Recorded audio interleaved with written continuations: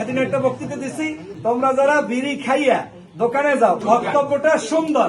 এই বক্তব্যে 2 কোটি ভোট বাড়ছে জামাত ইসলামের। আমি বলেছি চায়ের দোকানে গেলে আমার কর্মীরা চা খাওয়া অবস্থায় দাঁড়িপাল্লার দাওয়াত দেবে, আর আমার কর্মী যদি কেউ বিড়ি খেপকে ওঠায় হেও বিড়ি খাওয়া অবস্থায় দাওয়াত দেবে। কি হয়ে দেবে না? ফেসবুক ব্যবহারে সতর্ক থাকবেন। আর জালকাঠি একাশন নিয়ে এমনি রাশি আমাকে ভালো, যা করে ওটাই ভাইরাল, যেটাই বলবো হেডেই হয়ে গেল এই সমস্যা। এদিন একটা বক্তৃতা দিছি যে তোমরা যারা বিড়ি খাইয়া দোকানে যাও, শুনছেন না? বক্তব্যটা সুন্দর। এই বক্তব্যে 2 কোটি ভোট বাড়ছে জামাত ইসলামের। কোন সমস্যা? কারণ এদেশের বিড়িওয়ালা মানুষরাও আমাদেরকে ভোট দেবে না, দাড়ি কামান্য মানুষরা আমাদেরকে ভোট দেবে না, ইসলামওয়ালা মানুষরা আমাদেরকে ভোট দেবে না।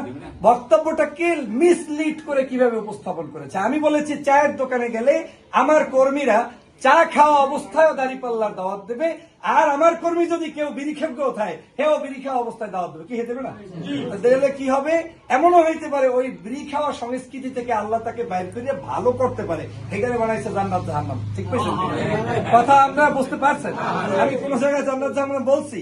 সো দ্যাট মিনস এটা আমাদের রাশি, এটা আমাদের ভাগ্য। সমস্যা নাই, 2 কোটি টাকার মার্কেটিং তারা করে দিচ্ছে।